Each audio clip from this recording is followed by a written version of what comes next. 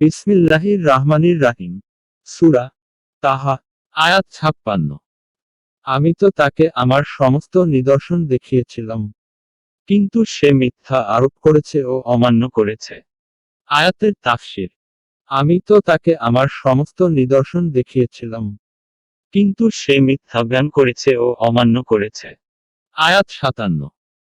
সে বলল, হে মূসা, তুমি কি আমাদের নিকট এসেছ তোমার জাদু দ্বারা আমাদেরকে আমাদের দেশ হতে বহিষ্কার করে দেয়ার জন্য? আয়াতের তাফসীর। সে বলল, হে মূসা, তুমি কি আমাদের নিকট এসেছ তোমার জাদু দ্বারা আমাদেরকে আমাদের দেশ হতে বহিষ্কার করে দেওয়ার জন্য? এক এক যখন ফিরআউনকে স্পষ্ট প্রমাণাদির সাথে সাথে ওই সমস্ত মুজিজা লাঠি ও উজ্জ্বল হাত রূপে মুসা আলাইহিস সালাম কে দান করা হয়েছিল,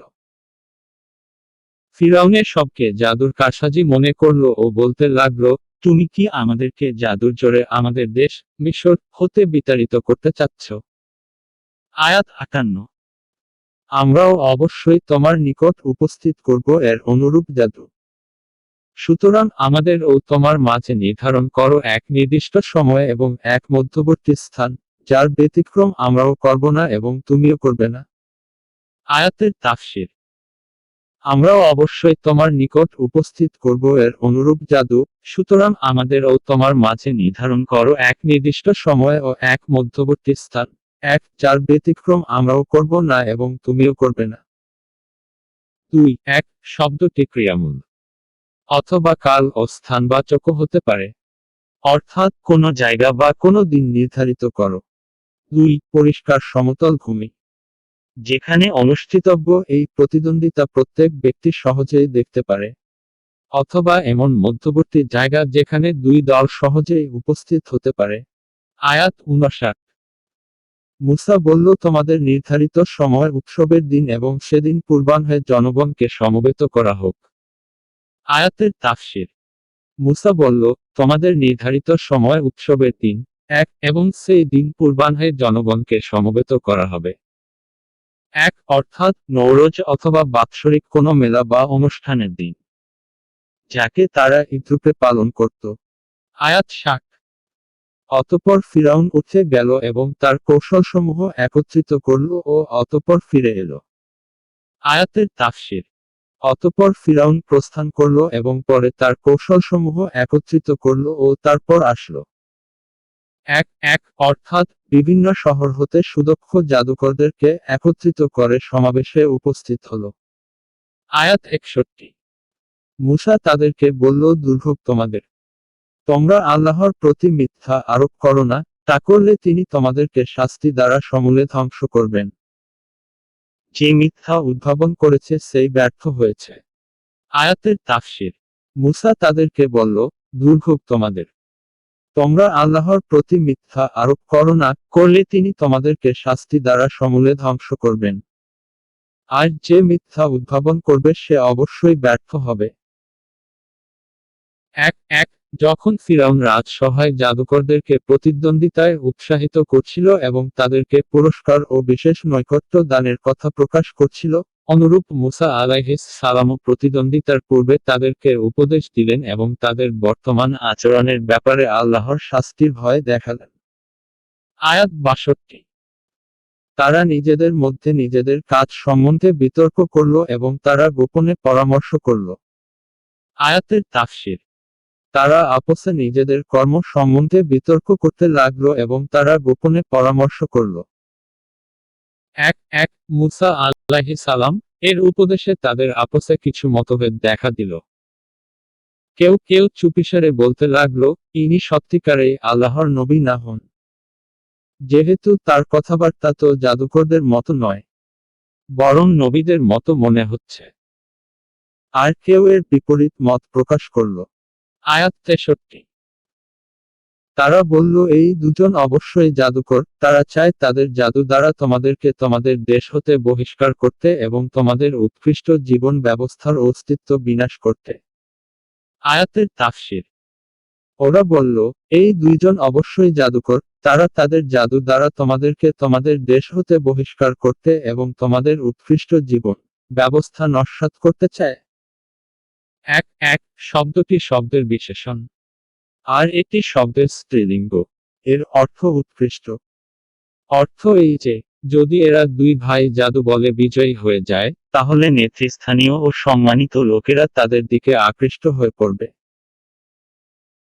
আর তাতে আমাদের ক্ষমতা নিঃশেষ হয়ে যাবে ও তাদের ক্ষমতা লাভের সম্ভাবনা বৃদ্ধি পাবে। এছাড়া আমাদের উৎকৃষ্ট জীবন ব্যবস্থা বা উত্তম ধর্মমত ও মহাবকেও নস্যাৎ করে ফেলবে।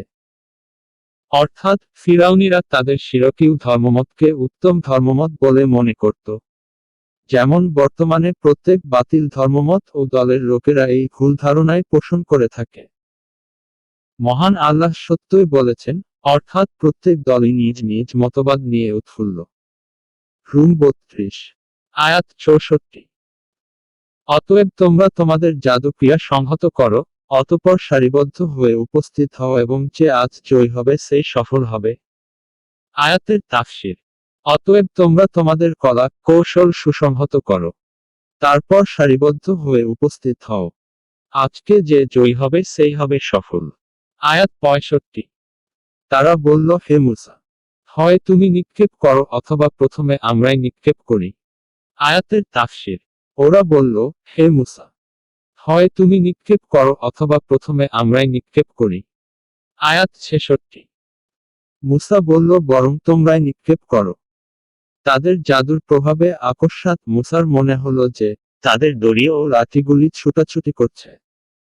আয়াতের তাফসীর। মূসা বলল, বরং তোমরাই নিক্ষেপ করো। এক সুতরাং ওদের জাদুর প্রভাবে মূসার মনে হলো ওদের দড়ি ও লাঠিগুলো যেন ছুটাছুটি করছে। 2 এক মূসা আলাইহিস সালাম তাদেরকে প্রথমে নিজেদের খেলা দেখাতে বললেন, যাতে এটা তাদের নিকট পরিষ্কার হয়ে ওঠে যে জাদুকরের এত বড় একটি দল যাদেরকে ফিরাউন একত্রিত করে নিয়ে এসেছে তাদেরকে এবং অনুরূপ তাদের জাদুর নৈপুণ্যে ও ভেলকিবাজিতে তিনি ভীত নন। দ্বিতীয়ত ওদের জাদুর ভেলকি যখন আল্লাহর মুজিজার সামনে চোখের পলকে নিশ্চিহ্ন হয়ে যাবে, তখন এর একটি সুন্দর প্রতিক্রিয়া হবে এবং জাদুকররা ভাবতে বাধ্য হবে যে এটা জাদু নয়, বরং সত্যি আল্লাহর সাহায্য প্রাপ্ত। নচেত ক্ষণিকের মধ্যে তার একটি লাঠি আমাদের সমস্ত ভেলকির জিনিসকে গিলে ফেলল কিভাবে। 2 কুরআনের শব্দাবলী দ্বারা জানা যায় যে দড়ি ও লাঠিগুলো সত্যই সাপ হয়ে যায়নি, বরং তা জাদুর প্রভাবে এরকম মনে হচ্ছিল। যেমন সম্মোহন বিদ্যা বা ইন্দ্রজালের সাহায্যে চোখে ধাঁধা বা ভেলকি লাগিয়ে দেওয়া হয়, তা সত্ত্বেও এর প্রভাব অবশ্যই হয়ে থাকে যে সাময়িক ও অস্থায়ীভাবে দর্শকদেরকে অভিভূত করে ফেলে, যদিও সেই জিনিসের বাস্তবতায় কোন পরিবর্তন ঘটে না। দ্বিতীয় কথা এই জানা গেল যে জাদু যত বড়ই হোক না কেন জিনিসের আসত্ব বা প্রকৃততত্ত্ব বদলাতে পারে না। আয়াত 67। মূসা তার অন্তরে কিছু ভীতি অনুভব করল। আয়াতের তাফসীর। মূসা তার অন্তরে কিছু ভয় অনুভব করল। আয়াত 68। আমি বললাম, ভয় করো না, তুমিই প্রবল। আয়াতের তাফসীর। আমি বললাম, ভয় করো না, নিশ্চয় তুমিই প্রবল। এক এক এই বিস্ময়কর দৃশ্য দেখে মূসা আলাইহিস সালাম এর মনে ভয়ের সঞ্চার হলো। তা ছিল প্রকৃতিগত স্বাভাবিক ব্যাপার, যা নবুয়ত ও ত্রুটিহীনতার পরিপন্থী নয়। কারণ নবী একজন মানুষই হয়ে থাকেন, যিনি মানবীয় স্বাভাবিক আচরণের ঊর্ধ্বে থাকতে পারেন না। এখান হতে এ কথা বোঝা যায় যে যেমন নবীগণ অন্যান্য মানুষের মতো বিপদগ্রস্ত হন, তেমনি তারা জাদুর প্রভাবে প্রভাবিত হতে পারেন। যেমন নবী সাল্লাল্লাহু আলাইহি ওয়াসাল্লাম এর উপর ইহুদিরা জাদু করেছিল এবং তার প্রভাব তিনিও অনুভব করেছিলেন। এতে নবুয়তের কাজ প্রভাবিত হয় না। আল্লাহ তাআলা নবীকে নিরাপত্তা ও সুরক্ষা দিয়ে থাকেন এবং জাদুর ফলে ওহী ও রিসালতের কর্তব্য আদায়ে প্রভাব পড়তে দেন না। তাছাড়া এটাও হতে পারে যে মূসা আলাইহিস সালাম এর এই ভয় হলো যে আমার লাঠি ফেলার আগেই জনগণ যেন জাদু ও ভেলকিবাজি দ্বারা প্রভাবিত না হয়ে যায়। কিন্তু অধিকতর সম্ভাবনায় তার ভয় এই কারণে হয়েছিল যে জাদুকররা যে ভেলকি দেখালো তা লাঠির দ্বারা, আর তার হাতেও ছিল লাঠি, যা মাটিতে ফেলার অপেক্ষায় ছিলেন। মুসা আলাইহিস সালাম এর মনে হলো যে দর্শকরা যেন সন্দেহ ও সংশয়ে না পড়ে যায় এবং তারা যেন এটা ভেবে না নেয় যে দুদলই একই ধরনের জাদু প্রদর্শন করল। এই জন্য এ ফায়সালা ও নির্ণয় কিভাবে সম্ভব যে কোনটা জাদু এবং কোনটা মুজিজা, কে বিজয়ী এবং কে পরাজিত। অর্থাৎ জাদু ও মুজিজার মধ্যে পার্থক্য সাধনের যে উদ্দেশ্য, সেটা বোধ হয় উপযুক্ত কারণে সম্ভব হবে না। এখান হতে বুঝা গেল যে নবীর নিজ হতে মুজিজা দেখানো তো অনেক দূরের কথা, অধিকাংশ সময় তার এটাও জানা থাকে না যে তার হাত দ্বারা কোন শ্রেণীর মুজিজা প্রকাশ পাবে। নবীদের হাতে মুজিজা প্রকাশ করার কাজ একমাত্র আল্লাহর। যাই হোক, মুসা আলাইহিস সালাম এর এই সন্দেহ ও সংশয় দূর করে মহান আল্লাহ বললেন, হে মুসা, কোনো প্রকার ভয় ও ভীতির কারণ নেই, তুমিই বিজয়ী হবে। এই বাক্য দ্বারা প্রকৃতিগত ভয় এবং অন্যান্য আশঙ্কা সবই দূর করে দিলেন। সুতরাং শেষ পর্যন্ত তাই হলো, যা পরবর্তী আয়াতসমূহে বলা হয়েছে।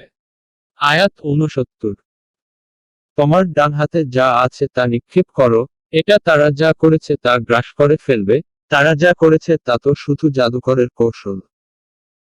জাদুকরেরা যাই করুক কখনো সফল হবে না। আয়াতের তাফসীর, তোমার ডান হাতে যা আছে তা নিক্ষেপ করো, এটি ওরা যা করেছে তা গ্রাস করে ফেলবে।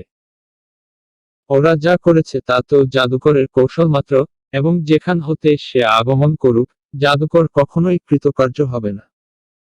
আয়াত 70, অতঃপর জাদুকরেরা সাজদাহবনত হলো ও বলল, আমরা হারুন ও মুসার রবের প্রতি ঈমান আনলাম। আয়াতের তাফসীর, অতঃপর জাদুকররা সিজদায় পড়ল ও বলল, আমরা হারুন ও মুসার প্রতিপালকের প্রতি বিশ্বাস স্থাপন করলাম। আয়াত 71, ফিরআউন